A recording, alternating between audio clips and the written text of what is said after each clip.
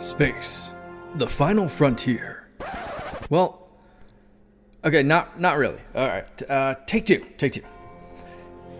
Here in the Mitten State, welcome to Code 47, bringing you all things Star Trek, spanning the quadrants, the best thing since the neutral zone.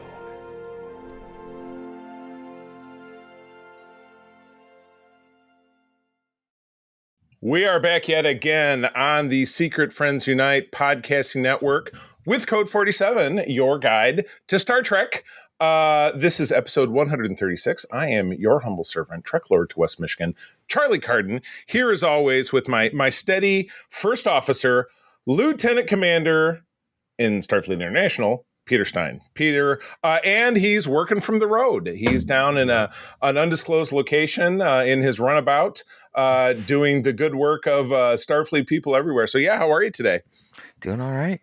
Good deal. Awesome. Well, we have got an absolutely jammed show today. We have more news than we usually have. Some of it great, some of it not so good, unfortunately, as we talk about the passing of a Star Trek production legend. We then get into the beginning of Lower Decks, the final season. First two episodes, which were kind of a two-parter, unofficially, which we'll talk about. And then we get into the sixth season of Star Trek: The Next Generation, which very fond memories for me because that was it was my junior year in high school, which is nuts. Almost 30 years ago. Yeah, the 92, 93 season. So really looking forward to talking about that. But let's get things rolling after we do the necessary paying the bill segment, which I'm just kidding. It's a real pleasure to do this, to talk about the great folks over on our Secret Friends Unite Patreon. If you visit patreon.com/secretfriendsunite, you can try us out for 7 days for free and stay on board for as little as $2 a month. And what do you get for those $2, you might be asking? You get ad-free programs, early programs like this show, which often drops on a Saturday on the Patreon and then on a Monday on the regular feed. So 2 more days, plus tons of great programming, including The Facts Geek Life. It's a show that Peter is one of my many rotating hosts, where we take a classic series, we take a season, handful of episodes, and we break them down and have a good time talking about that. Plus Spin a Rack, a show that Todd and I do together, where we talk about comics and so much more. So $2 a month over at patreon.com/secretfriendsunite. It's so funny. I can't believe I never thought of this. To quote the Blues Brothers, that's a lot of entertainment for $2. Think about it. And these fine folks get all these great benefits on our besties level. My buddy Derek Trevelyan, the figure dude. Francie, who's my wife's hairdresser, who'll be very excited that we have a new episode of A Bad Trip to the Movies with the Cardens coming out this weekend. She's a fan of that show, so Francie, that one will be dedicated to you. Mr. Xbox Expansion Pass, our friend Luke Lohr, and my awesome Uncle Tim. On the Friends with Benefits level, John Sedorf, the great Phoenix Sisters cosplay, Kelly and Crayley, Brendan Myers, Corey in HD, and Matthew Keel, and these nice folks, without whom there would be not, our Secret Friends Super Squad, the awesome Nias family of the Twin Cities, Sean, Stella, and Henry. We are grateful for all that you do for us. Again, if you are listening here, patreon.com/secretfriendsunite, free 7-day trial, and as little as $2 a month to stick around and hear a lot more great content, which we adore. And I just realized that my camera is dipping. There we go. You didn't need to see that much of me. Sorry about that. That is if you're watching us on YouTube, which you should visit that channel. But anyway, shifting gears to talk about something a little more serious. One of the luminaries of the golden era of Star Trek on the production side has left us, crossed the Rainbow Bridge at the very young age of 86, which is a young age these days. We're talking about Jerry Taylor. Jerry Taylor, who got very big starting in 1990, joining the writing staff of Star Trek: Next Generation. 5 years later, was the co-creator of Star Trek Voyager and modeled a lot of the backstory of Captain Catherine Janeway after her own backstory, being from Indiana, Bloomington specifically, which is south of Indianapolis, where they now have that beautiful statue of Captain Janeway, which I've visited. We visited there last summer when we were passing through. So an incredible lady, as I said, as it says right here, joined the franchise in season 4 of TNG, became the showrunner in the final season, and she got an Emmy nomination for Outstanding Drama Series as part of that team, and co-created Voyager with Berman and Piller, and was the executive producer and showrunner until she retired and handed over to Brandon Braga in season 4. So much great outpouring over social media about her, people that she really helped give her start. Kate Mulgrew gave a nice regard, but the one that I read that really kind of spoke to me, Brian, I'm just kind of scrolling through the Akutas, obviously. Mark Altman, Larry Nemec, who I've met a couple of different times, great guy. But Aaron J. Waltke, who is involved in, I believe he was involved in Prodigy, if I'm not mistaken. But I love this quote. This was from X, which I trust me, I don't mess around with X. I'm on Threads, as you should be as well. And I wish all these people were. Additionally, Jerry Taylor donated her hand-noted Star Trek scripts to Indiana University, where they were free for students to study, including one ambitious fan, me. I learned to write studying her. I wouldn't be here without her. Thank you, Jerry. Thank you for everything. Rest in peace. Pretty powerful stuff. So, Peter, thoughts? Anything I didn't say? Not really. I mean, you kind of captured most of it. Yeah. So, well, it's kind of Jerry Taylor was an amazing writer, an amazing producer, director, what have you. Right. Most of the stuff that she worked on is just absolutely fantastic. Right. A lot of the characters that she was involved in, like, and the novels that she helped write about the backstory of Catherine Janeway are like some of the only books that are technically considered canon. Correct. She wrote a third Voyager novel, and I'm not remembering. I just read it in notes which one that was, but the two novels you're talking about, Mosaic and Pathways, are on my bookshelf. I don't keep a lot of books on my bookshelf, which is hard to believe when I look at it. But I've read each of those several times, listened to the audiobooks, because for me, as opposed to Star Wars with the post, Disney takeover where all the EU was wiped out, nothing really book-wise in the Star Trek world, I've said this many times, is considered canon. It's pretty much not at all. Yep. So even with the modern stuff, even though I've wondered if, because things seem to be a little bit more in alignment between Simon & Schuster, who's a great sponsor of this program. They do actually get me advanced copies of their books, one of which I am reading right now, the Strange New Worlds book, Asylum, which drops November 5th, which I'll be reading, finishing, and talking about at some juncture. I'm wondering if there's a little bit more alignment, if there's more continuity. But anyway, for us classic Trekkers and people who admired the franchise from back in the day and today, it's a very big loss. So our thoughts and hearts go out to her family, including her son Alexander, who was Vorik on Star Trek Enterprise and also had a couple of different guest roles on The Next Generation, including another Vulcan who had a very similar name, Torek. It was Torek and Vorik. You have to imagine they're cousins or they're brothers or something, because it looked like the same guy with slightly different. He was in the Lower Decks episode, I believe. He was in the episode called Lower Decks. How ironic. So, it's a great loss. So our thoughts go out to their family. So, all right, moving on to something happier. We are still basking in the glow of New York City Comic-Con, which was last weekend. Every person I talk to or see online says, I can't believe that was only a week ago, because I'm sure it's a whirlwind. It's becoming a bigger show more and more as time goes by. So someday seems to be getting bigger than the old school Las Vegas Comic-Con, which right. It's closer, but right. I think are you thinking of San Diego Comic-Con as opposed to San Diego? Yes. That's the one I'm thinking of. San Diego. Yeah. Because obviously there's a Star Trek Las Vegas show, which again we attended last year, and but that's not the same as like the convention. Yeah, I've talked at length that it just didn't. Creation cons in general, like you and I skipped one a couple of weeks ago. We're skipping one this weekend. There's a Battlestar Galactica one that we were planning on for a long time, but I don't want to get into my feelings about Creation Con, but I would love to go to this show. But there was a Star Trek Universe panel. Obviously, that is the branding they're going with, and Starfleet Academy, which I believe is now in production or getting close to. Was renewed There's for a a second cast photo, season. so they Yeah. should have been in production already. Right. Yes, it does. But it has been renewed for a second season, which is great news. Obviously it's got a cast of fresh-faced people because they can't have people who are older adults playing cadets. That wouldn't make any sense. But, with an incredible cast, including Holly Hunter, Paul Giamatti, and turns out in a recurring guest starring role, Tatiana Maslany, who was absolutely incredible in Orphan Black. Over on AMC a couple of years ago. It was a favorite show of April and myself. I am really killing myself with this camera today. So Good let me old try. school BBC. Yeah, absolutely. Great BBC show. America, I think. Correct. Yeah, but I feel like we ended up watching it on AMC, or at least that's where it lives now. That show also spawned a sequel, but a lot of us in genre fare and comic people will know her as the She-Hulk in an absolutely great 6-episode stint, which we got back in 2022. Somewhat divisive. Some people didn't appreciate the humor. I appreciated the hell out of it. We just watched it recently.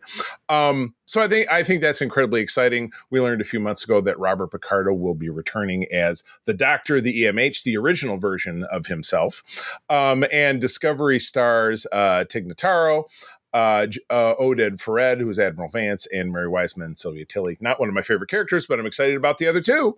That's pretty incredible. And again, I've met Robert Picardo several times, and he's super great. So, Peter, where are we landing with Starfleet Academy? Neither you or I were crazy about Discovery. We had our moments. Do you think this is going to be different, even though it's a sequel to that in some ways? Set in the same time frame. Yeah, it should be different because it's set in the Academy, so it should have a little bit more hope. Yeah, a little bit more of a positive spin. Right. I hope so. Right. We'll see. Yeah. This news weirded me out just a little bit because I'm not ever really all that keen on like, hey, we have a second season. You haven't even released season 1 yet. I get it because these seasons are so dang short. It's basically like, oh yeah, we're gonna make what the equivalent of like 3/4 of a normal season from back in the day. Okay, right. All right. So just call it season 1 part 2. Because saying season 2 just seems putting the cart before the horse. Yeah, true. I can't disagree with that. It's just one of those like, we don't know if the writing's good. We don't know if the characters are great. Like, are we going to want this to stick around for a season 2, or is this going to be one of those times where like, hey, there's a season 2. Oh, psych! It's not happening because you guys hated season 1. Yeah, like what happened with the Acolyte. Like, it's just right. Very true. That's why I'm just like, please don't pull Disney's now. Let's not start announcing things before we even know if it's good. It should be good. Right. Yeah, and the question is, it comes back to kind of the why. Why do they do it this way? You know what I mean? Why doing exactly what you're saying? I mean, the thing is, like, if you're already like in production, you're like, oh, we're just going to film season 1 and 2 back to back. Right. Okay, that's fine, but it seems like a PR move, and it seems like a very strange, like, corpo speak PR move where people haven't learned that this is not the best way to do that. Right. That's true. That's true. I get it. I hope it's fine. I'm not saying like this means it's gonna suck. It just seems like a very odd decision. I hear you. Yeah, I can't disagree. Happy to see Tatiana Maslany. I think she's great. She's terrific. Whether she's playing it straight or whether she's playing it fun, she's got great range, and that's what you see in Orphan Black. You don't see that range as well in She-Hulk. Like, I think the writing missed on that one a bit, especially for her capabilities. Well, I mean, She-Hulk as a traditional character wasn't always funny, jokey, because she, was part of the Avengers in the 80s and 90s, and then it was really only in the 2000s that the character got to be kind of more of a parody character, a la Deadpool or Squirrel Girl or whatever it is. But that is conversation for another show. Yeah, that's more a spinner rack or something. Yeah, exactly correct. So we're looking forward to that. Now, we don't have a date on this, but they're producing it now, and no release date has been announced. Shooting began in August at Pinewood Studios, a la the Star Trek stage, which it was dubbed this summer. In Toronto, no date has been released, but Kurtzman had previously said the show might not arrive till 2026, which I just...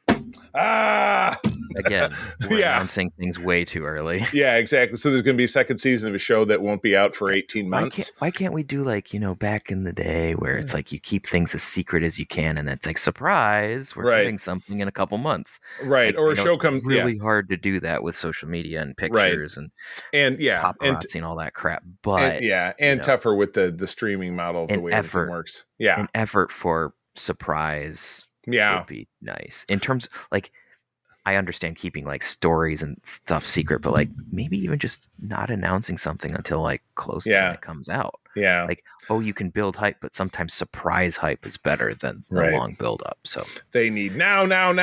Oh my goodness. Well, kind of holding on to the last moment, because this is really only just a couple of months down the road. The Section 31 telefilm. Now, this is the first TV movie that Star Trek has ever had. Don't forget going all the way by budget, I would imagine. Yeah, I can't imagine you're wrong about that. Now, as far as telefilms go, going all the way back to the 70s when Star Trek was being revived in 1977, 1978.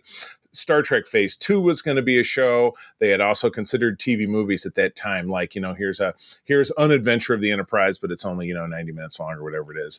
But since then, it's either been episodic, it's been a film, or it's been the shorts, like the short treks and whatever it is. So this is the first real TV movie that they've moved forward with, starring the absolutely fantastic Philippa Georgiou, the Emperor version, played by Michelle Yeoh, who most people love and revere because she's such a terrific actress, and a cast of some recognizable faces and some maybe not so much.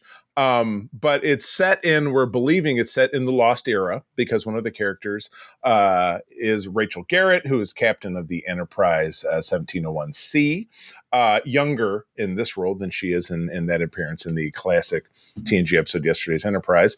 But we will be getting this on January 24, which is interesting because as far as our schedule goes, we'll wrap up talking about Lower Decks. We're going to do a Lower Decks retrospective the week that follows. We have another random episode we already have planned, and then boom, it'll be this. And then we'll be moving into a new way of doing the random episodes, which will involve letting our patrons do the role and help us pick the episodes together. But we will talk more about that when the time comes. But Peter, I know you've expressed some misgivings about this film. How are you feeling now? I mean, seeing the new art and knowing that when we're going to see it, how is it making you feel? It's still giving me Suicide Squad vibes. Yeah. And I didn't. I think it's the wrong direction. You think so? What makes it the wrong direction? Star Trek isn't about that. And to be frank, Section 31 is best in the shadows. Right. It's best used as a boogeyman, not the, ooh, we're cool spies and we're doing good things for good people, but we're also stupid antiheroes who things because we're sort of bad. Like if you look at like classic Section 31, like Sloane or Rake in Enterprise, right? Like they're just like, they're bad dudes. They're in the shadows. They do schmucky things. Yep. And that's all we really know about them. Is it truly an organization? Is it one dude being a douche? Like, leaving Section 31 in the shadows is a better thing because it also allows them to be disavowed. Right. Like the way that Section 31 is being Mission Impossible more like, and not like the newer versions, but like where it's still kind of an organization that's kind of in the back, because now the way that they're using Section 31 is like the CIA. And it's like Section 31 is not equivalent to the Obsidian Order or the Tal Shiar because nobody's supposed to know about them because the Federation is goody two shoes, and so you can't have something like that. It reminds me of from the Brie Larson in the Captain Marvel movie back in 2018 when she quips to Samuel L. Jackson. She says, "So is branding and merchandising how you keep your super secret organization in the shadows?" Yeah.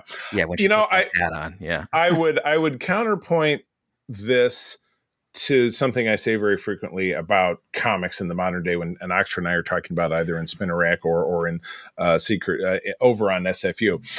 I'm a huge fan of the 5-part miniseries because here's the thing. If it's great, they make more.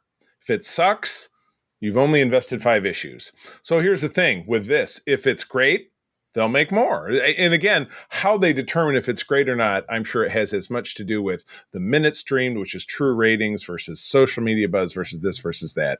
Yeah. But if it's terrible, it will go away and just kind of fade into the background. Like they haven't made any more short tracks. So does that mean that people loved them? Did it mean people hate them? Did it mean that it was just kind of okay and some were really bad? So exactly. But it's just that they, it was something that they kind of went bing and they tried something short. Yeah. And I mean, I'm all for them trying new things. It's just, I don't think this is a thing that they should try. Right.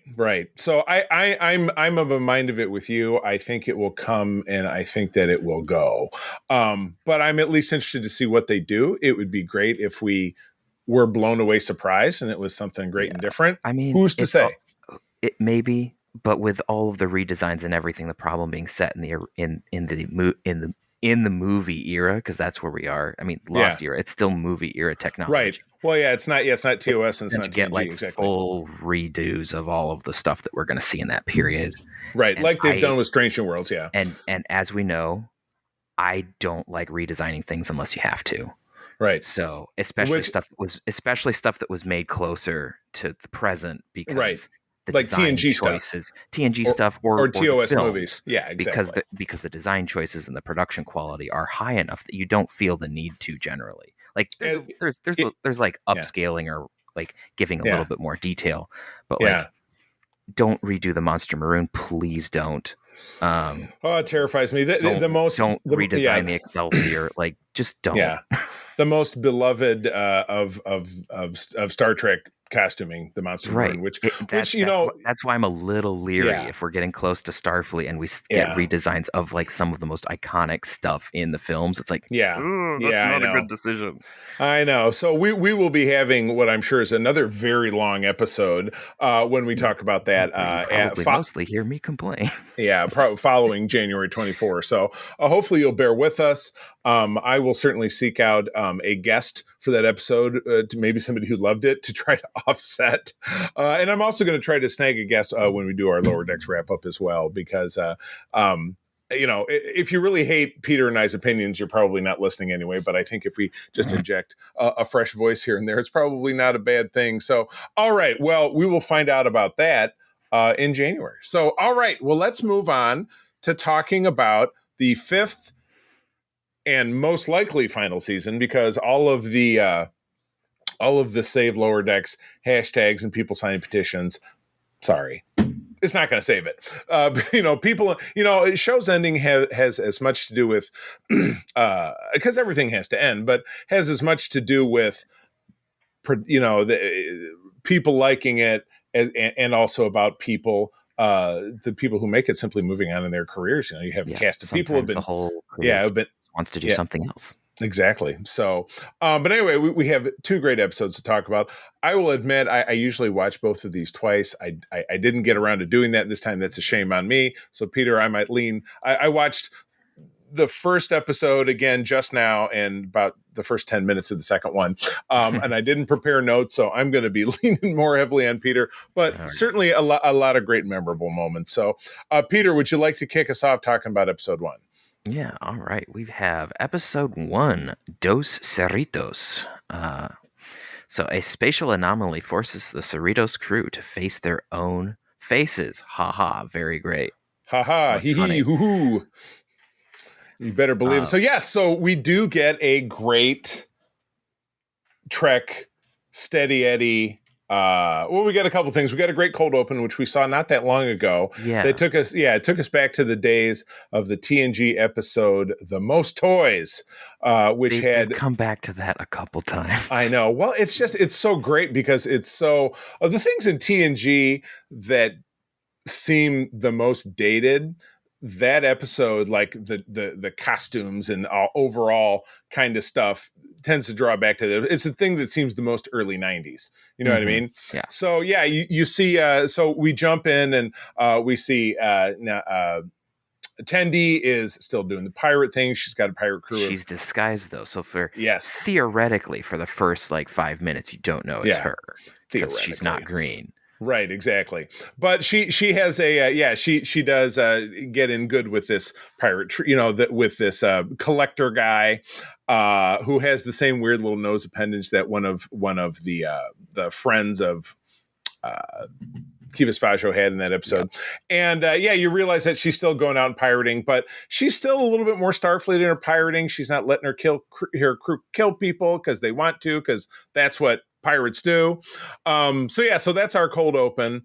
But then we jump back and we see our crew they're on an ongoing mission to shut down spatial rifts. So a very go-to Star Trek-y trend. We're just kind of cleaning it up, which is pretty funny. But they're cleaning they're cleaning up one of these and they get sucked into it. And where do they end up?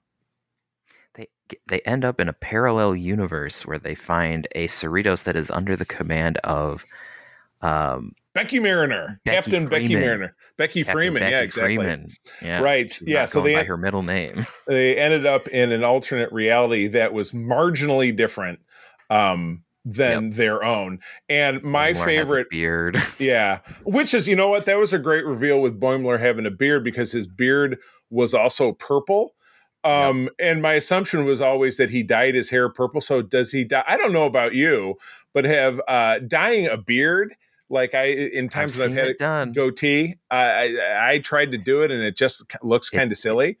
But that helps that it's cartoon. But it takes a lot of effort. Yeah, I was going to say because purple is not, unless there are evolutionary changes between now and then, it's not a natural hair color. Maybe his family decided, hey, we grow grapes. We're going to make our kid have purple hair because genetic engineering that is not actually affecting traits. Is that legal in the Federation? Maybe so. You're really going down a rabbit hole there. I like it. Why not? Purple hair rabbit hole. I'm now changing the name of the episode. But yeah, I love that. I love that the uniforms were slightly off color. They were the live action colors. Correct. Exactly. Hysterical. Yeah. So purple hair rabbit hole. That'll get people's attention. First things I noticed was like, wait a minute, that's the darker burgundy from when they appeared in Strange New Worlds. And then you got to see that across the other colors as well. So we get Shax has a big ponytail, Ransom has a mullet, which is an interesting choice, and Billups is King Billups, which means in that episode where his family was trying to trick him into giving up his virginity and taking the title, he did. And so now he wears a cape. But yeah, in this episode, obviously our own Beckett Mariner decided to buckle down a long time ago, and she is now captain of the ship. She's really strict. Apparently, she's really strict, and we learned later in the episode that our Captain Freeman suffered a career setback and is at Starbase 80. Oh, I should have been wearing my Starbase 80 t-shirt. That was a loss on my part. Starbase 80 is a great joke. It is. It absolutely is. So what it turns out that exactly. So we see a lot of interaction between our Mariner and the other Mariner, and at the end of the day, their Mariner does the classic when you have a twin switcheroo, knock out a lore data thing, knock her out, swap their clothes, says, and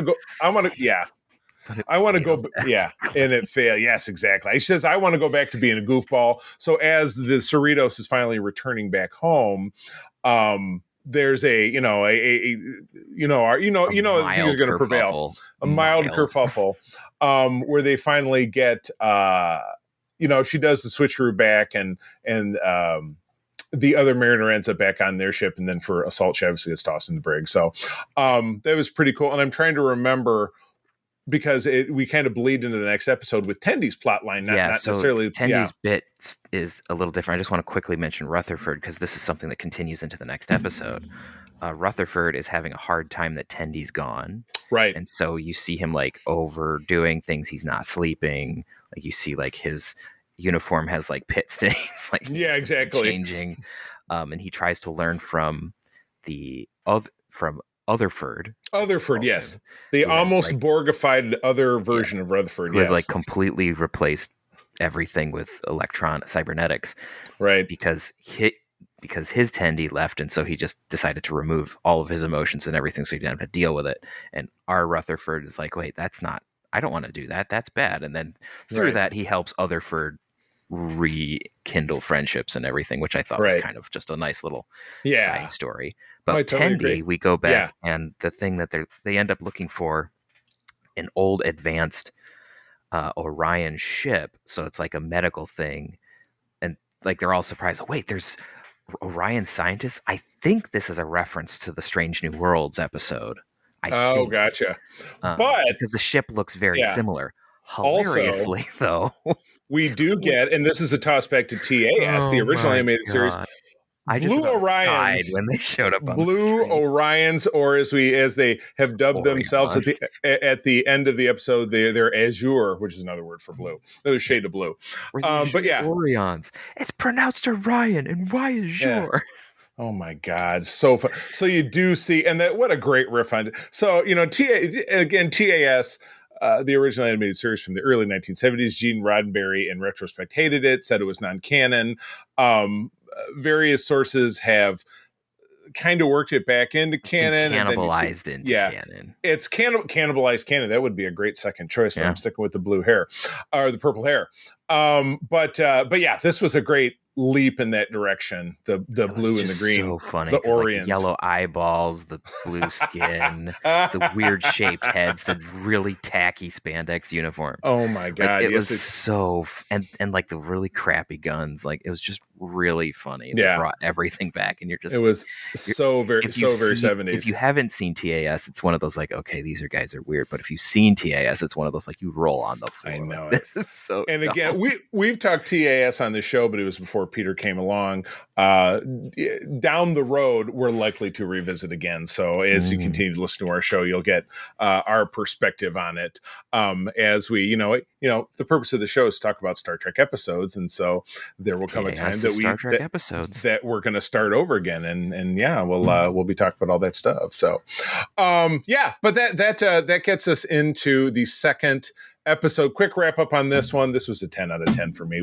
How awesome. Was great. It was great. Absolutely nailed it. So much fun. But in Shades of Green, Tendi races to stop conflict while Boiler and Mariner race to stop Capitalist. So at the end of the episode, what Tendi has done with her conflict, acquiring this ship that she was sent to find, was to spark a war between the Blues and the Greens, the two houses, so her house, and then whatever house was kicked off, the Blue Orions.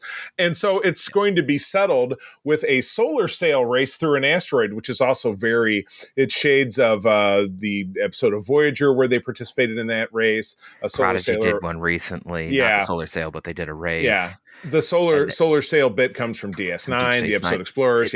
Which they totally do on the inside of the ship. It's so many references, and it's great. I know. That's what, and again, I think this episode really typifies something that I say to people who are like, for the longest time, and he's really come around. Todd has said, well, I don't think people could enjoy the show unless you're really steeped in Star Trek. I don't think that's true. I think funny is funny for funny's sake, but you get a greater appreciation if you do. You get a little bit more nods and smiles when you kind of you're in on the joke. But if you're outside of the joke, you can still have a lot of fun. You still laugh because it's stupid. Because it's a fun show. Absolutely. So Boimler and Mariner are down on this planet where they're converting a society from a very, capitalistic United States kind of deal over to a more Federation moneyless society. And this is going to give us a piece of merch. I'm sure it won't take long. And I know I want one with the no cash shirt, or what did the other shirt say? One of them said no cash. I can't remember exactly what it said. Let me see if I can find a quick picture of it because it was really funny. But yeah, so it's just kind of a farcical because at one point, first of all, Boimler is leading an away team, and my original name for working title for the episode was Bointers, because he's taken the word pointers and put his own name in it because he's leading an away team. He's also trying from the Officer of the Month magazine from the alternate universe that he stole, where Boimler was like the man. Fleet magazine. I did note, and the Fleet magazine was from the beginning of the first episode, that this establishes now our current year is should be 2385, if I'm not mistaken, or 2382. Excuse me. No, is that right? I guess it is right. Yeah, I guess I thought fifth season and think times was passing in real time, but the beginning of the show was 2380, and now so the 5 seasons are taking place over 2 years. I guess I didn't even really stop to think about that. So yeah, but that what for promotion tracks, right? So What Fleet Magazine shows us is that as of 2382, the Voyager DS9 uniform is still in use. Because as he's flipping through it, the gray shoulders. you're still seeing no, not the gray shoulders, the colored shoulders. Oh, right, the red one, yeah. Because we know that your style uniform is still in use because you see it back and forth. So I think that's interesting. It doesn't mean that uniform is the longest established one, because the longest established one is the Monster Maroon, starting in Star Trek II, which was 2283, all the way till about 2350, which is just before TNG starts. So, sorry, that's a lot of inside baseball. So I apologize. Yeah, did you find it? No, there isn't a easy to find picture yet. Yeah, there will be. But anyway, I'm shame sure on us. And I'm sorry I didn't take notes. That's on me. But anyway, it's a lot of fun. So they have a very kind of cat and mouse silly chase to rescue 2 of their crew members. Boimler, there was a bit, and this came from a clip that was, I think, from New York Comic Con, when they're going to jump on the little speeder bikes. Yeah. He jumps on one, and Mariner says, "I really admire your zeal, but you're totally sitting on that thing backwards." And they get turned around and go through a chase, end up rescuing their people, and people that capture them were capitalists. And there's a great solution that comes in with the fact that back in the Orion plot line, because of Tendi, her house ends up losing the race, and the cost of losing the race was they have to all their treasure goes away. All their treasure goes away. But what happens is that Tendi comes back to Starfleet because her sister releases her from their Taunti, their pact. Her sister's pregnant, by the way, which is the big secret that's she's trying to keep throughout the 2 episodes. But when Tendi comes back, she finds out that the capitalist planet, having to give away all their treasure, is, instead of just throwing it back in the recycler, they give it to Tendi's family. Now they're back in the high life again, and everybody's happy. So and now the Blue Orions are serving them, it seems. Right. Oh my goodness. They both lost their money. Mm-hmm. So because they both cheated and both did dumb. Right. Things. Exactly. So the thing they were supposed to retrieve. Right. So So they had to give their money to the company line. So I know we kind of blurred these together. Anything that we missed? Not really. I just as a note of taste, I guess, the storyline with Tendi, like, I liked the whole like conflict and everything, but I thought that her trying to protect her sister being pregnant, like mother her pregnant sister, was a little bit overdone. You think so? Maybe like, so. I get that it's comedy and it's supposed to be over the top, but it felt just a little bit like, okay, kind of pushing it too far. It's a little bit too stereotypy, and it's a little annoying. It's a little too sitcom-y, because that's maybe some people find that great. I found that just a little much, but I hear you.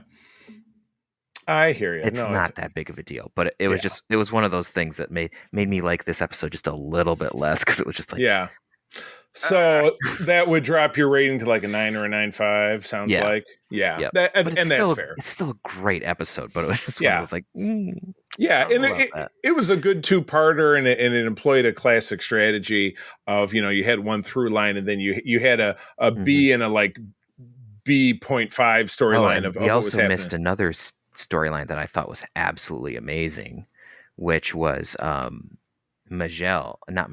That's the Prodigy character. Yeah, I know, which is funny. I thought of her as well. Yeah, it's T'Lyn. T'Lyn, who Gabriel Ruiz, who I met on the cruise, and absolutely, she sat down and we had a chat for a bit. Delightful woman. So so she comes in and she's trying to help Rutherford out, and so she's like, "Well, what if we work on the shuttle together? Because you working on that with Tendi seemed to make you happy." And so Rutherford doesn't really want to work on it, so he comes back in, and T'Lyn is like completely fixed it up. It's like flying. It looks like it's in tip-top shape. He's like, "Oh no, this isn't good, because I was working on that with Tendi, and now we don't have anything else to work on." And T'Lyn is like, "Oh, I thought this was going to help." And then, hilariously, after Tendi gets back, they go, Tendy's like, oh, let's go see how the shuttle's doing. Let's see what we can do. And Rutherford freaks out, like, oh no, it's going to be all fixed. And he walk in, and T'Lyn is just absolutely wrecking this thing. Like, it's so much worse than we saw in episode But oh one no, of the yeah, first exactly. season. It's like totally in pieces. And Rutherford is like, he's ecstatic because they get to start over. And you just Yeah. see T'Lyn like, I did this so that you would be able to go back to this and be happy. And then he's like, oh, thank you. And she just drops this piece. Oh my goodness. The comedy in that scene is really well done. It's absolutely really funny. nailed it. So yeah, I'm probably a 9.5 or 10 on this one. I just, as a two-parter, totally nailed it. Really looking forward to what else is coming up. So, well, good deal. Obviously, Star Trek Lower Decks is available exclusively on Paramount Plus. You probably have it anyway, but if you don't, I'll put in a free plug for Paramount Plus. It's great. You know, you subscribe to Paramount Plus, you also have access to CBS, Comedy Central, VH1 programs, tons of movies. I'm a big fan. So in hearing that Paramount Plus, if you've heard that somehow, we would love some money. So yeah, let's see what you can do about that. But speaking of Paramount Plus, they also have these great episodes of Star Trek The Next Generation as we get into talking about season 6, which starts with a cliffhanger, which we talked about a very long time ago. But anyway, this was the 1992-93 season. As I mentioned, this was my junior year in high school. Peter, you were like 2-ish, maybe 1.5. Yeah, I was 1 and a couple months when this premiered. My goodness. That's where you were born in 91. I was 91, in 91. Yep. My gosh. Holy cow, young people. But anyway, so this was, as I had mentioned in the point, in middle of season 5, I became a dedicated taping it on VHS, pausing at the commercials every time kind of weekly viewer. And here in West Michigan, where Peter and I live, WWMT, which is based in Kalamazoo, Michigan, but covers our market, aired it in syndication. And the thing that always drove all of us nuts is that, and I assume it's not this way anymore, but their signal always had a thin band of static that slowly went through the screen 24/7, 365. It was funny because when you fast forward it goes quickly, but it goes at about, if you're seeing me on YouTube, about this speed. So, and plus it was an SD. So when I watch it now on Paramount Plus, it's in gorgeous HD because this is one of the 2 Trek shows that actually got remade into HD before they figured out it wasn't profitable to do it for any of the other 2 shows. Before they decided to be lame. Yeah. Lame, so lame. But anyway, yes, this was peak enjoyment for me. And actually, this first episode, I'll jump right in, does guest star Alexander Enberg, Jerry Taylor's son, in his other role where he is playing a period-specific reporter, without really makeup per se, but in period costume. But anyway, the episode I'm talking about is called Time Zero Part 2. The director is Les Landau, with the story by Joe Minowski and teleplay by Jerry Taylor. Probably that's what helped her son get into the episode. Not that I'm saying that Nepo babies aren't a real thing, whatever. You know what? I worked in a family business too. I get it. It was like 4 lines. Not a big deal. Yeah, exactly. But it did kick off the episode. September 21 of 92 was the week it aired. The Enterprise crew has followed Data to San Francisco in the 1890s. The crew deals with Samuel Clemens, guest star Jerry Hardin, who we saw in the last episode, and runs into Jack London, who we also saw in the first episode, while trying to find a way to prevent aliens from interfering with 19th century Earth. So I will admit, for all 6 of the episodes that we're talking about, I have a lot of member berries and a lot of rosy colored glasses. But I love this episode in particular for what really got teased in part 1, which was the strong, can't define it, blood, family, love relationship between Picard and Whoopi Goldberg's Guinan, who is present in the past because she lived then, she wasn't visiting, kind of like we see Pelia in Strange New Worlds when they were in present day, when Kirk, alternate Kirk, and why am I drawing a blank? Christina Chong's character ended up in Toronto in, present day. And Pelia was there because she's the Guinan of that of Strange New Worlds. I just got that. I don't know. I never thought about it that way, but it's absolutely a perfect way to think about it. So, this was great. And we get a lot of, this thing happened in the past and they're able to finally stop the aliens because Picard in the past takes Data's head, which is left in this cavern where he gets stranded, and puts in a ones and zeros binary message, which in the present where Data's head is, and Geordi's hooking him back up, Data has a message and knows that you've got to do this and that to not fire torpedoes or whatever. And eventually our people get home, and Jerry Harden is Samuel Clemens ends up where he's supposed to be. But it's cool. The last shot is Guinan, who is injured, is being kind of taken up away by the medical professionals of the time, and Clemens is getting up and looks at his watch and says, "No, I got to leave this here because it was found in the past." But I just thought of something. In part 1, Guinan mentions that the entrance to the tunnel is located in the Presidio on an army base. How do they even get in there? Or were the guys taking her away? Were those army medics? I don't know. It just occurred to me. But then again, you know what else occurs to me? Who cares? It was really great. I really enjoyed it. I really enjoyed it. What are your thoughts, Peter? I thoroughly enjoyed this episode. There's some really funny moments where like Picard is pretending to be a workman fixing up these lights, and it's like, what are you doing? You're prepping them for earthquakes. There's never been an earthquake. And we know that just a few years later, there was the deadliest earthquake in San Francisco in years. In 1906. So just, 15 years later. Yeah. Yeah. So I never made the connection, although we did just watch the classic 1980s vampire movie, The Lost Boys, which is one of April's favorites. And in that movie, the group of teenaged edgy vampires led by Kiefer Sutherland live in what was a hotel that fell into the crevasse when that earthquake happened. Oh, that's kind of funny. Yeah, so I thought that was kind of funny in reference to having just seen. So there's that. There's the hilarious like Irish landlady and Mr. Like, Pickard. We're a Shakespearean troupe, which is just really funny since it's very on the nose. Yeah, it's very on the nose. Like there's a lot of really goofy jokes in here. Yeah, and then Samuel Clemens in the future is also really funny because he's like he doesn't understand what's going on, and he has this really funny interaction with Deanna while she's showing him around. Right. Like, there's a lot of good stuff in this episode. Yeah. So it's good. There's not really much more to say about it other than it's got great character moments and it's really, really well done. So that scene you mentioned about Troy showing Clemens around is I know one of the things that I think they really nail consistently is that usually because everybody lives on a starship, their skin is kind of pale, right? When Troy has come back from living 3 or 4 weeks, on Earth in San Francisco, she has a nice tan. And I noticed that back in 1992. I thought and again, you think about it because, well, they started filming this in probably July of 92 because they take a little hiatus and they come back and film them and produce them. And so, you know what? Southern California in the summertime, lots of time to get sun. So yeah, that was something weird that I noticed way back when. So good stuff. All right. Well, episode 2 is you. All right, episode 2, Realm of Fear, directed by Cliff Bull, written by Brandon Braga, aired on September 28th of 92. Barclay, our favorite omniphobe, must overcome his fear of the transporter to solve a mystery. Yeah. So basically the idea is the Enterprise has found this ship that's strangely abandoned. It's a science vessel is doing something. Investigating some of the plasma in these 2 stars that are connected. Yeah. And typical Star Trek stuff. Normal Star Trek science-y stuff.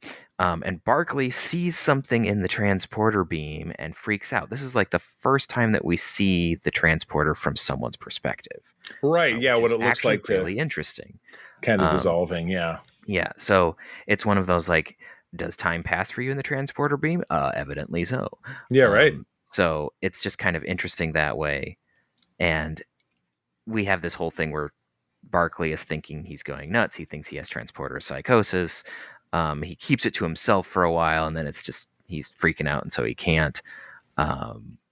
There's lots of really, really hilarious Barclay freaking out. Right. Everything moments. Like, doing his, he's the mod, because again, he has a session with Troy in this, and where he's saying, he's kind of the kind of modern day version of the hypochondriac and WebMD. Gets even worse. So. because you can talk to the computer, which you can do now.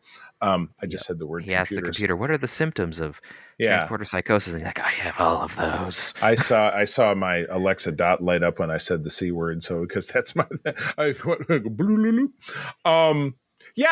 with this episode, it was, it's Barkley is comedic, and it's great that he's used sparingly, because I don't think we've really seen him in full force since the end of season 4. It was the nth degree episode, unless I'm drawing a blank on a 5th season episode he was even in. I'm just not thinking of one. Yeah, I don't think he was really in much in the 5th season. So, Barkley is best used sparingly. He's a fun character, right? Like Q. If you saw Q all the time, you'd be like, Yeah, but if you had Barkley too much, it would just be like, no. Yeah, exactly. No. Yeah, I mean, as Barkley episodes go, this one's probably not one of my out of all favorites. The Barkley episodes. This is one of the weaker ones. It's still funny, and the solution where he goes in, they figure out that there is something in the plasma, and then he ends up hugging it, and you find out that it's a person trapped in the matter stream. And it looks like it's like a big largemouth bass, kind of looks like the Doomsday Machine from the original series. It's like a sandworm from a wreck. A bugle, short. Yeah. It just exactly, but that is I mean, in reference to that, the Star Trekkiness of the solution is terrific. Absolutely love it. They totally nail it. That's very good. And then they send other people into the matter stream to get everybody else out. So it's a happy ending, and we figure out Barkley's he doesn't actually have transporter psychosis, and it's like, okay, there's no need to be afraid of the transporter, right? Or is there? There's no need to be afraid. Yes, exactly. But it's just But out of all the Barkley episodes, it's not the best. It's not bad, but out of all, but it's not Barkleys, good. it's not the best. I hear you. Well, it's funny. The horn dog in me is kind of fond of this next episode. So, episode 3 is the Man of the People. Winrich Colby, a veteran director, handling those reins. Frank Abate Marco did the writing. Not familiar with his work. Sounds like it could be from the old slush pile. From October of 92, a psychic ambassador uses Deanna's mind to influence the outcome of a mission, endangering her life in the process. It's a weird description. Really what it is this guy's a sort of psychic vampire. What he does, and his name is Alcar, I think it is, and he's played by actor Charles Lucia, who we later see in Voyager as a member of the Trabe, which is that's the species that the Kazon stole all their stuff from, and they're perpetually at war with. And in that episode, Charles Lucia's character tries to set up an assassination and manipulated Janeway into pulling it off, which naturally she figures out at the last moment because she's awesome. But so he comes along. He's got this little. He comes on. He gets rescued from a civilian vessel that's being shot at because Enterprise is on a diplomatic mission in this war torn area, and he beams on board with this old lady who he says is his mother, and she's just like, bleh! And she dies shortly thereafter, and this. Charles Lucia's Alcar says to Troy, "Hey, can we touch crystals?" And it's a ceremony that honors death or whatever. You just know this guy's full of shit. You just get a bad vibe. But what happens is that it hypersexualizes Troy. And she also starts aging, but this doesn't give us the very famous, Riker's walking to her quarters because they got to work on the crew evaluations. And she comes to the door wearing this amazing see-through gown that you can't even believe this was in syndicated TV in the early 90s, because you can absolutely see what you would see through a see-through gown. But as it turns out, she's wearing that because there's some young PYT ensign is in the corner that she gets in the elevator with him prior to the scene, and she's just staring at him, and he's like, but he still goes back home with her. Terrible. Absolutely terrible. In so much the fact that it's not terrible. But anyway, things change very quickly for Troy. She does show up in 10 Forward wearing a really slinky dress, but her hair is turned gray. And it's really dramatic because Riker walks her back to her quarters, and then she's kissing him, and she scratches his face. So she's just your kind of typical crazy cat lady, or I don't know, this terrible expression used. I don't know how you describe it. I don't want to say she's mentally ill because I wouldn't want to alienate anybody who has those kinds of problems, but she's clearly under the influence of crystals, which I know are very big these days. But it's really shocking how between the commercial break when Riker runs away from her, and then in the next episode, you see her back in uniform, but her back's to the camera, and Alcar comes calling, and now she's a withered old lady. which is weird. It's really weird to think about the fact, because this was over 30 years ago. If you look at Marina Sirtis's old age makeup, which is kind of funny, they do a nice CGI recompositing at the end of the episode when she de-ages. They do it in a kind of cool way. But if you look at Marina now, or even Marina in season 3 of Picard, with 30 years gone by, I don't think they exactly got it, because it's 90s quality old age makeup, for TV. Most times old age makeup doesn't really work that well in terms of accurately predicting. Yeah. I think that now they could, because they could use like an AI to like take a look and be like, well, they absolutely do, like they've done in the Marvel movies. I mean, look at the fantastic Haley Atwell, how they aged up Peggy Carter. She appeared in Ant-Man, and then she appeared in kind of your standard old age makeup in Captain America: The Winter Soldier. Yeah, they've gotten better, but it's still one of those, like, very rarely does the old age makeup actually represent what you're going to look like. Like, it works for the story. But. Right. Exactly correct. So, but anyway, I like this. And again, very Star Trek-y premise. You've got a psychic vampire alien thing, and he's, trying to take a chunk out of one of the members of our crew, and, everybody works together, and ultimately he's defeated, and everything goes back to normal. So, I keep getting this one mixed up with the other one where she gets, the son of the ambassador, who starts using her as a deposit for all of his negative emotions, because it's a very similar premise. Which one? Well, that is what happens in this episode. What's the other one you're thinking of? Is this isn't the same one? What one? You got me stumped. The one where he's depositing his bad. That's what he's like doing. Season 3. Oh, it's the price where he's like, no, he uses his. Not the price. It's not the price. You got me stumped. Dang it! I know this one. It's gonna bother me. Oh no! Well, if he doesn't come up with it, maybe one of our listeners will hit us up on socials and let us know. Yeah. But anyway, I loved it. It was very Star Trek-y, and Marina Sirtis is hot as hell in this episode. Violations. That one. Oh, it's season 5. Yeah, it was. Yeah, the guy, they used the memory retrieval, but this guy was kind of a psychic rapist. Yeah, it's violations. So it just reminded me of that one, and so I just kind of don't. It's not my favorite because of that. Yeah, I like, as interesting as it is, I don't necessarily like how sometimes Deanna is always taking it. Like, it makes sense because she's the telepath on the ship. Yeah.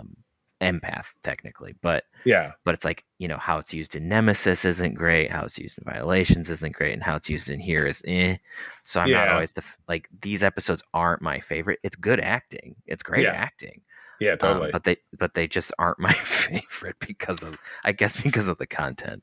I gotcha. Fair. I gotcha. But if you like it, great. It's just one of those, like, it's a little iffy. All right, well, you got a winner next, so you're up. Big special sweep, almost sweep episode. Episode 4, Relics, directed by Alexander Singer, written by Ronald D. Moore.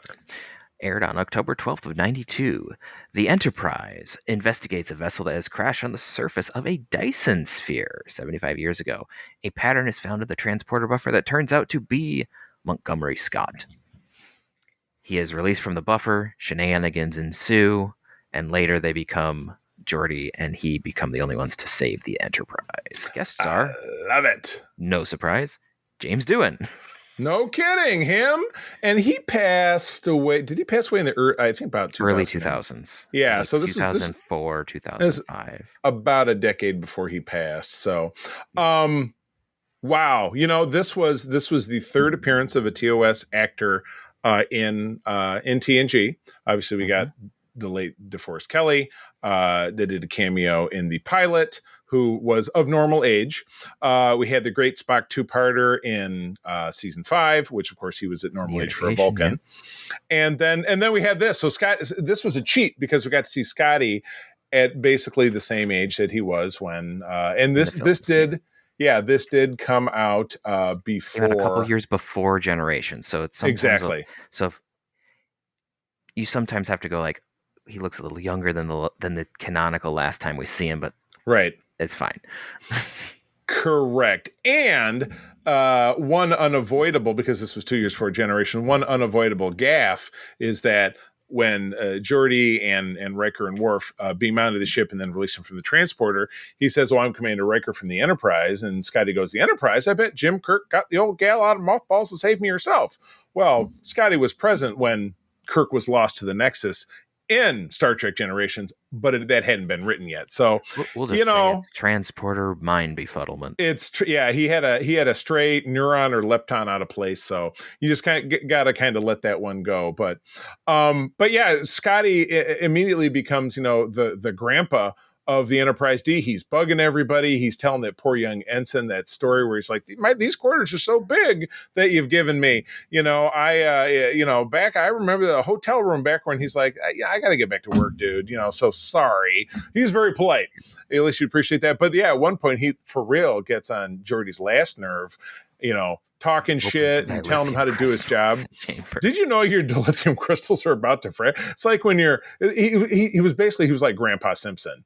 There's one episode of the Simpsons where the Grandpa gets up and he starts beating on the television. He said, I want to watch the other show. And he breaks it. And therefore the Simpsons get to go out and buy a new TV.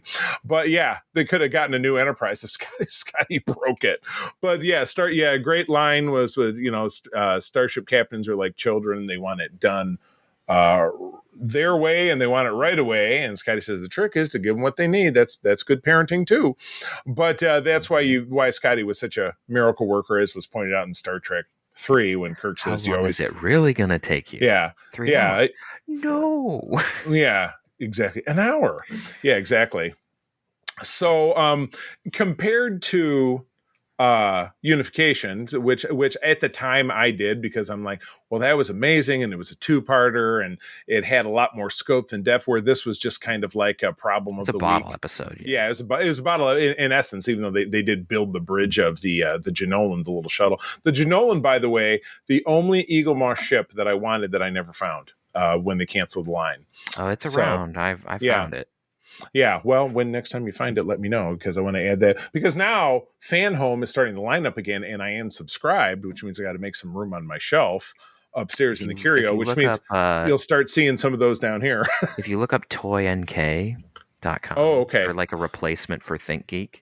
Oh, nice. They still have a whole bunch of that stuff still floating. Well, I've seen it around, just haven't seen them. We'll talk about that offline, because I definitely love to get my hands on that one. But comparing it to Unification, I was kind of like, well, this isn't as good. But there are a lot of great moments. This one does a lot of good character exploration of Scotty himself. Right. And Geordi. So this is basically a Geordi episode, but with Scotty. Yeah.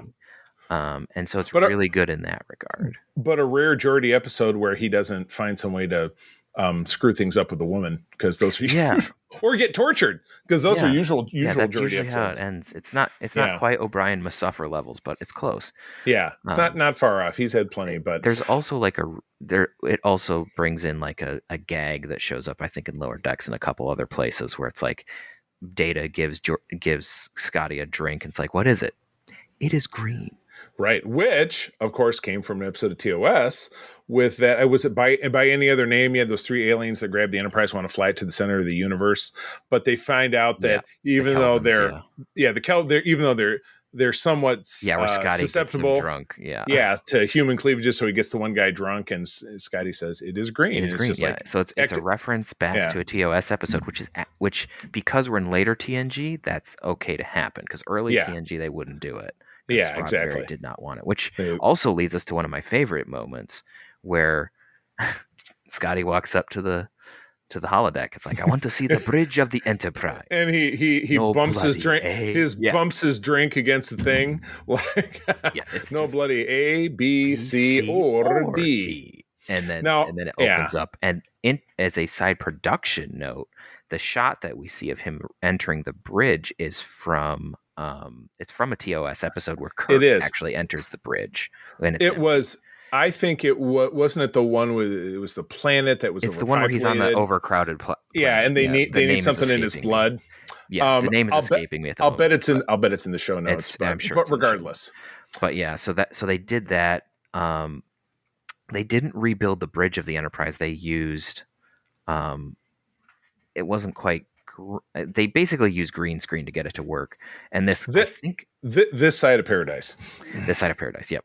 So, but this was what I think part of what gave them the idea of doing it for the Deep Space Nine 50th anniversary, Right. Yeah, because 25th anniversary episode. Because they built just a Because they built just a section of the bridge, Yeah. but the one that it had to interact with. But it's really interesting how you have like this really cool scene between Picard and Scotty, where it feels very much like the the passing of the torch, turning of the century idea that we get in old like Navy movies, where you have a character reminiscing of like, oh, I felt the wind on my face, and you could hear when the ship sped up, or you could do this, you could do that. And so it's like, it was just interesting having Scotty talk about, I could feel how fast you're going by the vibration of the deck plates and all of this. Right. So it's just a really, really cool scene between him and Picard. But it's also a moment where Scotty like learns, maybe I shouldn't be so hard on these new people, these young bucks and this young engineer. Yeah. Of note, because I can't not say this, it is the TOS bridge. So canonically, that's what it looks like. Right. Yeah. You can't turn back the clock on this one. There's a fair amount of this, and that you just got to kind of find ways to suspend your disbelief. No, this is how it looks like. This is what it looks like. No, that's it. You can there's some interesting thought experiments you can do to explain why it looks like what it does. And I enjoy that sort of thing. It's called world building. It's great. I understand.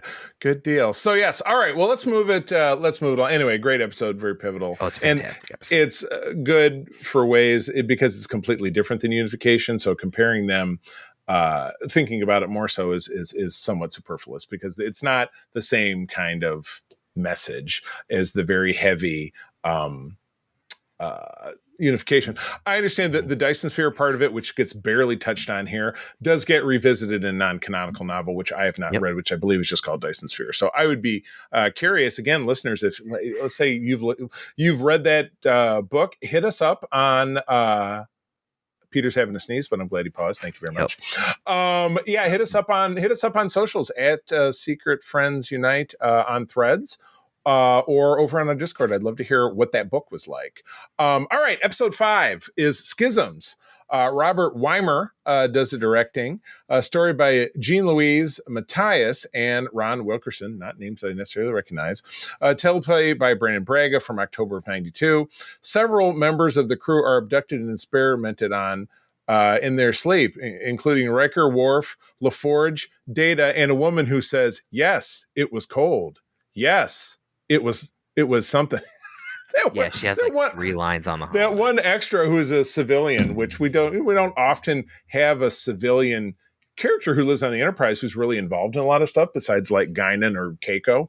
But it was funny because I remember my high school friend Lorelai, who was also a fan of TNG and watched it every week. This was an episode that was something we spoofed about this episode when we chatted. The one was like, "Yes, cold." Yeah, and then the whole episode where they're summing it up. Oh, but anyway, everyone is sleep deprived. So they're sleep deprived because, as it turns out, the Enterprise and their regular comings and goings has gotten into this part of space where they're scanning something with a different kind of scanner that is poking these weird crab-like aliens that live on a different plane of dimension who go full, Whitney Schreiber's Communion on them and start abducting them. Unfortunately, nobody gets anything put up their butt that we saw, and hopefully that one guy does die. Yeah, one guy does die. Yeah, so they're kidnapping people while they're sleeping. So you just wake up, feeling like you had a shitty night's sleep. They even abduct Data at one point, and somehow in checking, he's gone for 90 minutes, but he doesn't register that he disappeared. Because it happens as Geordi starts having problems with his visor, so he and Data are working together in a cargo bay. He goes and has a scene with Beverly in sickbay, comes back, and Data doesn't know that time has passed. But this was a kind of a weird one. It is famous for a very awkward scene right at the end where they figure out that Riker can, they can use a blah blah blah pulse to shut down the aliens' like ability to pull them into the realm. But he goes to sleep in his clothes and he has a tricorder and I think he has phaser, so he's like ready for an away mission, but it looks like he's sleeping. But a portal opens up and kind of sucks him off his bed, and you see him very awkwardly flying this like woo into this like space hole, and then he's he's strapped. Funky. It's very funky, and it does have a kind of a weird scene on the holodeck where Troy's running like a group therapy session, which they do it in the conference room for starters, which I'm like, why wouldn't they just have it in her office? But it's Worf, Geordi, Riker, and then again the civilian woman who says yes, cold, are all describing like vague notions of like, this is what the table looked like, and it had like an armature over it, looks like, and it had a attachment. Their descriptions are weird, like it has a swing arm, and then it materials a swing arm, but then like some weird panel behind it. So it's like there's a lot of stuff in this episode that just doesn't really click for me. You know what I mean? Yeah. But it's memorable because it's memorable because it's not good, I guess is the best way to describe it. The idea of the Soligan-based life forms are interesting. Yeah. But it's one of those like, I'm okay that we never saw them again. Well, they couldn't even exist in our space-time continuum. They can't exist in our space, which always makes it funky that we are able to exist in theirs. Yeah, exactly. Extra like force fields or everything, which we don't see. Well, we don't see, but I mean, the little space could have been like a oxygen bubble somewhere, like pocket, but like, right? Are they wearing something that lets them survive? It didn't look like it. Like, so it's just. Oh, right. No, I get you. Yeah. So that it's not touched upon. So, it obviously wasn't interesting enough for them to keep it going by having them return and so on. And just like I said, they're just lobster things where they got like the big claws, and they're literally just bipedal lobsters, which. You know what? Good for them. This was before the time of like Doug Jones's Saru, where they really did something fancy with the makeup. But and most aliens just had an extra divots around their temples or something. So this was at least a different type of alien design. I'll give it points for that. But the episode, I just didn't really care for it. No, it's not my favorite. In concept, it's interesting of aliens living in another dimension that come and attack you, which Voyager does better with Species 8472. Oh, totally. But years later, when they can really build something in CGI, stuff. Yeah. So, but outside of that, it's okay, but it's not like super memorable. It's memorable because it's bad, right? But it's not. Most episodes are memorable for one of those two reasons. The one thing I can say about it is you will remember that you saw it. Yes. Remember that one with the lobster people, and Riker has his like woo. That's chair. Remember the chair? Scene, it was cold. Oh, yeah. Yeah, I remember that. Yes, cold. It's not good. All right, well, take us home with number 6, please. All right, episode 6, True Q. So we have another recurring character that is used sparingly, properly. So we have directed by Robert Shearer, written by Renee Echeverria. Aired October 26th of 92. Q reveals a secret about a young woman from Kansas who is visiting the Enterprise. Superman. She is Q. I just made that connection. I just made the Kansas connection, like Superman, another alien, which we're watching side plug. We're watching the current season of Superman and Lois, which is on the CW, just started up again. And they're doing the Death of Superman arc, but they're doing it in a way that I think is kind of different. So plug. Total sidebar. I would tune in if I were you. Available for free on the CW app if you're a cord cutter like we are. Nice. But I digress. Olivia Dabo or Diabo, who is she's a Brit, which I never realized because her real claim to fame is she was the sister on The Wonder Years, which I don't know if that's a show you've ever dug into much. It's a very big one for us Gen X kids because it portrayed someone of our age that grew up in the late 1960s into the early 70s, and it was the thing that launched. Gonna draw a blank on his name. You know him because he's in stuff. Why can't I remember? I haven't seen it, so I can't help. I'm gonna look it up. But anyway, and this is the only this episode then followed by another appearance is the only season of the show where we get 2 Q episodes. No, I take that back. We had 2 Q episodes in season 1, and we have 2 here, but there was none in season 5. He took season 5 off. Season 5 was the only time Q didn't appear. the star was Fred Savage was the star of the Wonder Years. Fred Oh my God. Savage. Okay. There you go. So at least you know him. Princess Bride. Well, there you go. Well, that was that aired at that movie came out at the same time that was airing. But anyway, back to you, please. All right. So we have this young, basically prodigy coming to the Enterprise, trying to decide what she wants to do. Going to start, like, am I going to go to Starfleet Academy? What am I going to study? What am I going to do? All so she's shadowing people on the Enterprise, basically. But she's so amazing, and everyone can't like get over that. And then we come to find out Q shows up, which makes everyone all sorts of excited. Everyone. Oh, absolutely. And he comes to tell everybody, it's like, oh yeah, she's a Q, and I'm just going to take her back to the collective. And Picard, argues with him. It's like, no, it has to be her decision. You can't just take her and all of that. And it ends up with Q doing some pretty shady shit to try to convince her, because he's just Q. Yeah, precisely. It does have a really cool scene that I've recreated a couple times with another program, but like where he takes her out onto the star drive section of the ship. Right. They're watching the stars go by. They're standing on the back wings, basically. They're standing on the nacelle struts. Yeah. Which is just really, we see that shot as the camera all the time, but seeing people on it, you kind of get an idea of the scale of how big the ship just is. how friggin' big the Enterprise D is. It's just really cool. And so the program back in a couple years ago called Stage 9, it was fan produced. Unfortunately got shut down. Thanks. But you could take a shuttlecraft out onto the exterior of the ship, and because damage wasn't put in because it was in beta, you could just open the shuttle and stand on the wings of the ship, and it was just really cool. So you could recreate that scene yourself. Oh, that's awesome. It's one of it's just. Is it a really important shot? No, but it was just really cool. It always stands out to me whenever that comes on screen.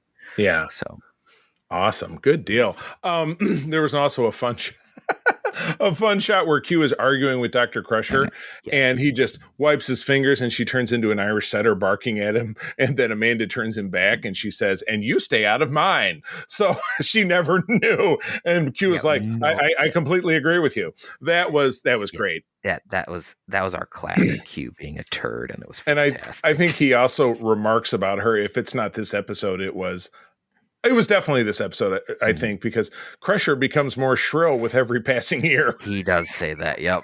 That is this episode. Oh my God. I love it. I absolutely love it. So, but ultimately he does end up convincing her to go with Q. Yeah.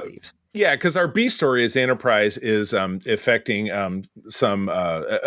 affording some assistance to this planet that's completely poisoned its environment. And it comes to a moment where the planet is about to, the atmosphere is going to explode. And she has said to Q, she says, I will give up my, she says, I want to have a normal life. And Q says, well, you can only do that if you give up your powers or you don't use them. Yeah. And while that doesn't happen at that moment, she says, well, I just won't use them. She immediately uses her powers to save this planet. So she says, all right, fine. I'll go off and I'll join the Continuum. And I guess this is just what I'm supposed to do. And is never heard from again. She could have, shown up in Voyager. That would have been great. That's a character that I think they should revisit somehow. Yeah. In either Lower Decks, which you never know. Yeah, it's easiest to do, or in a future animated program, or just showing up, like you can change. Yeah. Like maybe Miss DeVoe would come back. I don't know. You're right, and she could simply alter her appearance in the same fashion that we saw Q do in season 2 of Picard. Or you could just have a totally different actress player. Right. There's got to be a lookalike or look similar around. Look similar. Yeah, exactly. So, but yeah, it was. I thought it was a fun episode, and it was good. It was good delving into the Q. I think the next time we really get a good kind of Q dig is in this, or a kind of dig into the Continuum and the intricacies of it is in Voyager, in the Death Wish episode. Which Riker is a central character in that one as well. Because naturally, Amanda falls in love with Commander Riker because. Apparently, who wouldn't? Any woman coming out of the Enterprise is like, "Ooh, Riker, his beard, blah blah blah," and but she learns a lot about you can't use your powers to make people fall in love with you. That's a big no-no. But I enjoyed this episode. I thought this was a good one. I think it's great.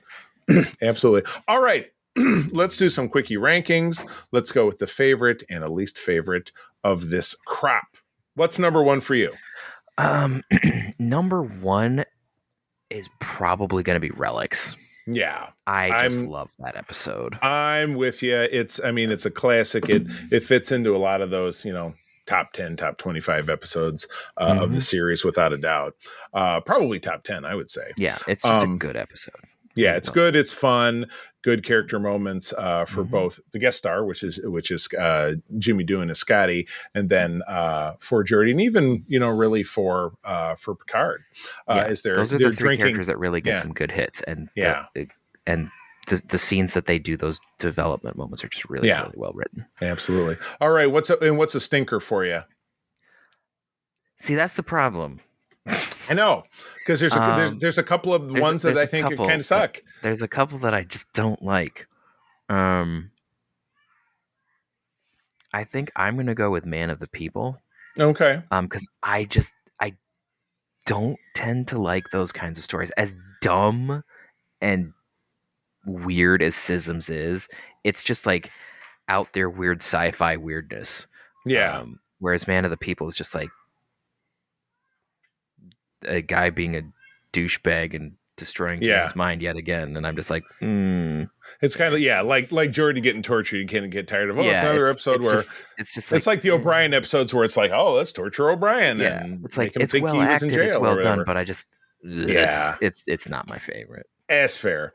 I am kind of torn because while Schisms doesn't do it for me, I kind of get a chuckle out of it because of the cold. But Realm of Fear, I couldn't. I even remember this when I was watching it. I just couldn't get interested. You know what I mean? I couldn't get invested in the plot. Barclay. Again, he's better in small doses, but even in the doses you get, you want him to be doing something interesting or funny, and this was kind of neither. No.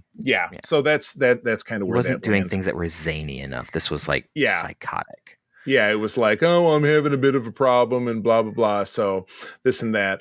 All right. Well, that's a wrap for this go round.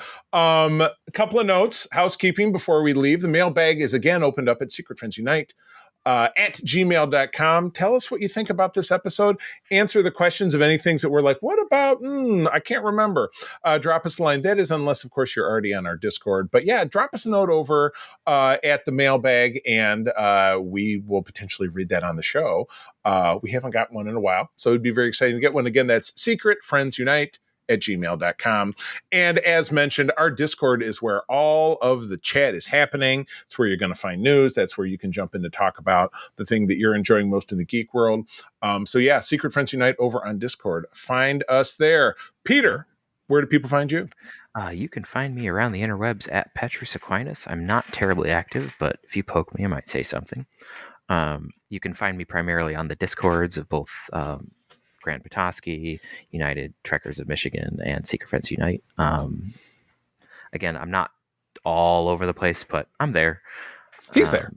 And you can also find me on ELH's Twitch and YouTube channels, where I'm playing a Cardassian science officer in a Star Trek Adventures game. And you can find me behind the scenes at Starship Excelsior. Fantastic. I am also on those Discord channels, the three that Peter mentioned, fun places to talk about Star Trek and other stuff. You can also find me over on Threads and Instagram at the C3, TheCeeThree. I'm usually just posting pictures of cats and my wife and I going for nature hikes. And sometimes I'm, sharing my non-controversial political views, making fun of certain politicians, which is my God-given right as an American. And I'll stand by it just because I do it for fun for the most part. But at any rate, friends, thank you as always for joining us. I want to tell you that sharing is caring and to keep on trekking. Peace and long life. Nanu, nanu. This podcast is part of the Secret Friends Unite podcasting network, available on Apple Podcasts, Spotify, and podcast services around the galaxy, as well as video on our YouTube channel. You can support Secret Friends Unite by becoming a Patreon member, get bonus programs and more over at patreon.com/secretfriendsunite. Join our Discord community for even more discussions on all things geek. For all the latest updates on Secret Friends Unite, make sure to follow us on Threads at secret.friends.unite and visit secretfriendsunite.com. Find our merchandise at TeePublic and Redbubble. Thanks for listening, and may the Force live long and prosper.